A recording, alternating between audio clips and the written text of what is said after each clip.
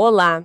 Sabe aquela sensação quando alguém te elogia de verdade e por dentro, não vem aquela alegria pura? Vem mais um desconforto, talvez, uma vontade de mudar de assunto? Sei perfeitamente. É algo bem comum, na verdade. Pois é, parece que muita gente sente isso. E hoje a gente vai investigar a fundo essa sensação. Vamos usar um artigo interessante, o título é Por que temos medo de receber elogios? Programação neural do merecimento. Um título forte, hein? Sim, e a nossa ideia aqui é entender por que isso acontece, né? Com tanta gente. E o que a ciência e até algumas terapias dizem sobre. Será que dá para mudar isso? Uma busca importante, eu diria. E olha só que dado. Impressionante. Uma pesquisa que saiu na Harvard Business Review diz que, uns 70% das pessoas ligam o ato de receber elogio com constrangimento. 70%. Nossa, 70! É um número muito expressivo. Com certeza muita gente ouvindo agora deve estar se identificando, pensando naquele imagina, não foi nada, que escapa quase sem querer. Exato, aquele reflexo, né? Mas 70% se sentindo desconfortável com algo? Bom, aí a pergunta é, por quê? Né? Porque um elogio, um reconhecimento gera essa coisa estranha. Vamos tentar entender isso. Olha, o que fontes como essa da Harvard e outras pesquisas mostram é algo bem interessante. O elogio, ele pode bater de frente com a imagem que a pessoa já tem dela mesma, sabe? Como assim bater de frente? Se a pessoa tem uma autoimagem mais, digamos, modesta ou até negativa, o que não é raro, um elogio muito positivo cria uma espécie de curto-circuito na cabeça dela. A informação de fora não bate com o arquivo interno. Ah, entendi. Se eu acho que não sou bom em algo e alguém me elogia por isso, meu cérebro fica meio perdido. Exatamente. É como tentar rodar um programa incompatível. E tem mais, a Psychology Today menciona que quem elogia muitas vezes nem faz ideia dessa confusão toda lá dentro. Não imagina a reação interna. Isso. A pessoa que elogia tende a subestimar o quanto aquilo pode ser bom, mas, por outro lado, não saca que, para alguém com autoimagem meio abalada, o elogio pode até soar estranho, quase como uma crítica velada, por destacar essa diferença entre o que ela pensa de si e o que o outro está vendo. Nossa! E tem também aquela questão da baixa autoestima, né? O Journal of Experimental Social Psychology fala de um medo da avaliação positiva. Como é isso? Esse é um ponto crucial. Para quem tem autoestima mais baixa, aceitar um elogio é ainda mais complicado. Primeiro, pode rolar uma dúvida sobre a sinceridade. O que essa pessoa quer com isso? A desconfiança. Exato. Ou então, a pessoa sente, lá no fundo, que não merece aquilo. Aceitar o elogio significaria ter que rever a própria ideia de desvalor, e isso é desconfortável pra caramba. É mais fácil, mentalmente falando, só rejeitar ou diminuir o elogio. Mantenha a coerência interna, entende? Faz todo sentido. Preserva a visão que já existe. Mesmo sendo negativa, ok. Entendemos o conflito. Mas de onde vem essa autoimagem negativa que causa essa dificuldade toda? Como ela se forma na gente? Essa é a pergunta central, né? E a resposta está muito ligada à nossa história, especialmente à infância. O artigo que a gente está usando explica bem. A autoimagem não nasce pronta. Ela é construída com base nas nossas experiências, principalmente as que tiveram forte carga emocional. Experiências da infância, se diz. Sim. O cérebro da criança está ali, absorvendo tudo. O ambiente, as palavras, os olhares e principalmente os sentimentos ligados a isso. Só que a criança interpreta tudo com a cabeça e o coração daquela idade. Conclusões do tipo, não sou bom o bastante, não mereço, sou inadequada, podem surgir de situações específicas e ficar gravadas como verdades absolutas. Mesmo que não fossem a intenção real dos adultos, por exemplo? Exatamente. Podem ser interpretações infantis e imaturas, mas que ficam registradas com força de verdade. E o mais impactante, essas verdades viram circuitos neurais, circuitos no cérebro. Isso. Redes de neurônios que se fortalecem com o tempo e passam a funcionar como como filtros automáticos para tudo que vem depois. Se o circuito principal diz "eu não mereço", a pessoa sem perceber vai dar mais atenção para o que confirma isso. E vai estranhar, duvidar ou se sentir mal com o que contradiz, como um elogio sincero. É um ciclo que se reforça. Puxa, isso explica por que só pensar positivo muitas vezes não adianta, né? Os circuitos já estão lá, rodando por baixo. E como esses circuitos entram em ação na hora do elogio? O artigo liga isso com a síndrome do impostor, certo? A ligação é direta. O material até cita o Arthur Brooks, lá de Harvard, que estuda a felicidade. Ele nota justamente isso. Muita gente de sucesso, super reconhecida, vive com aquela sensação chata de que não merece nada daquilo. A famosa síndrome do impostor, ela mesma. Para essas pessoas, cada elogio, em vez de aliviar, aumenta a ansiedade, aumenta o medo de ser descoberta, de alguém perceber a fraude. O elogio vira gatilho para o medo, não para a satisfação. Que paradoxo. E a tal da dissonância cognitiva? Como ela entra nessa história do elogio? A dissonância cognitiva é o nome técnico para esse incômodo mental que dá quando a gente tem duas ideias opostas ao mesmo tempo. No caso do elogio, a informação boa que vem de fora, "nossa, você arrasou", contra a crença ruim de dentro, "ah, eu não sou tão boa assim". E a mente não gosta dessa briga interna. Não gosta mesmo. Busca coerência.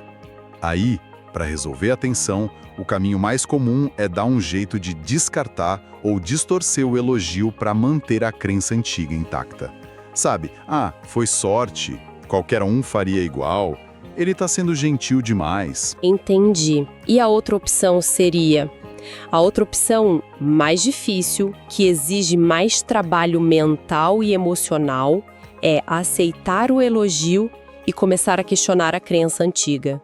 Começar a pensar, e se? E se eu for boa nisso mesmo? Isso envolve mudar a visão de si.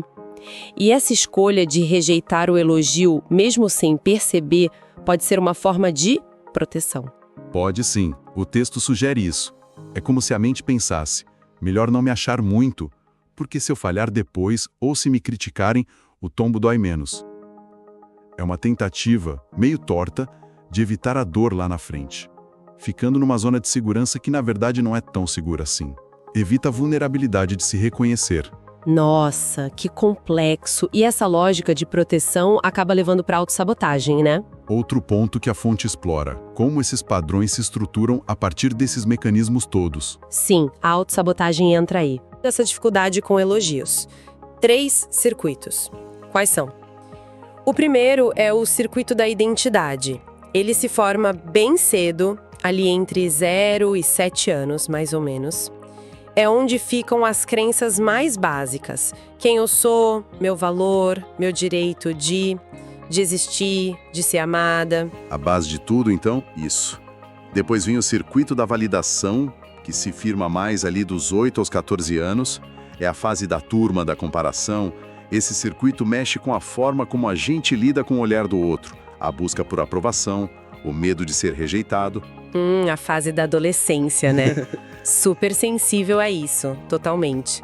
E por último tem o circuito de defesa egóica. Esse funciona como um alarme. Ele dispara quando a nossa autoimagem, a nossa identidade construída se sente ameaçada. Um elogio que desafia uma visão negativa de si pode ser lido como ameaça, e aí o circuito dispara. Fuga, minimizar, mudar de assunto. Negação, não, imagina. Ou até um bloqueio, um não saber como reagir. Caramba, é uma arquitetura interna bem intrincada. E que se reforça com o tempo. Mas aí vem a pergunta crucial. Isso tem conserto? Dá para mudar esses circuitos? O artigo fala de uma tal de NPN. O que é isso? Sim, e aqui a conversa fica mais esperançosa, né? O NPN significa novas percepções neuronais. É uma abordagem terapêutica que, segundo o artigo, se baseia na neuroplasticidade. Neuroplasticidade. Aquela capacidade do cérebro de mudar, de criar novas conexões. Essa mesma. É a ciência mostrando que nosso cérebro não é de gesso. Ele é mais como argila. Ele pode se remodelar com novas experiências, aprendizados e, o ponto-chave aqui, com intervenções terapêuticas focadas. Então o NPN usaria essa capacidade para Mexer naqueles circuitos negativos que a gente falou. A ideia é essa. O NPN, pelo que o artigo descreve, usaria técnicas específicas, o texto não detalha quais, mas baseadas nesse princípio para ajudar a pessoa a, primeiro, identificar onde estão esses circuitos da autossabotagem, do medo do elogio, do não merecimento. Mapear o problema, digamos assim. Isso. E depois, o objetivo seria enfraquecer essas conexões antigas e, ao mesmo tempo, criar e fortalecer novos caminhos neurais. Novas formas de se perceber, de processar o reconhecimento. A neuroplasticidade é a prova de que dá para reprogramar padrões antigos, mesmo os mais arraigados. Interessante. Uma abordagem bem focada na estrutura neural. Mas o artigo também fala de outra sigla, DEM. O que seria o DEM? Ele complementa o NPN? O DEM é o desbloqueio emocional magnético. Segundo a fonte, ele atua num nível diferente, que o artigo chama de energético. Energético. Como assim? A ideia central do DEM, como apresentada ali, é que as nossas emoções, crenças e experiências não deixam marcas só nos neurônios, mas também criam padrões ou até bloqueios no campo energético do corpo. O DEM tentaria liberar esses bloqueios nesse nível. Certo, e como isso funcionaria na prática? Pelo que o artigo diz, claro. Parece um pouco mais abstrato, talvez. A descrição é mais conceitual, sem dúvida. O processo envolveria alguns passos.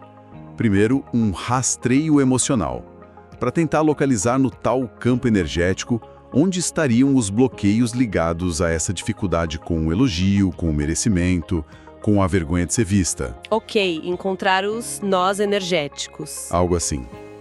Depois, viriam os comandos bioenergéticos. Seria para direcionar a energia e desfazer os bloqueios. Comandos de intenção.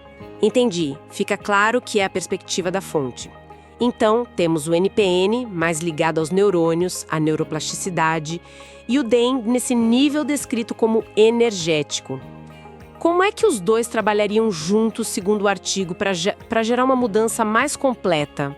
A fonte sugere que a combinação seria poderosa. O NPN agiria na fiação neural, reestruturando os circuitos cognitivos e emocionais, tipo atualizar o software da mente. Certo. E o DEM trabalharia para limpar e harmonizar o campo energético, tirando os bloqueios vibracionais que sustentam esses padrões em outro nível, talvez, como otimizar o hardware energético, se a gente usar essa analogia. Ah, legal a analogia. Software e hardware.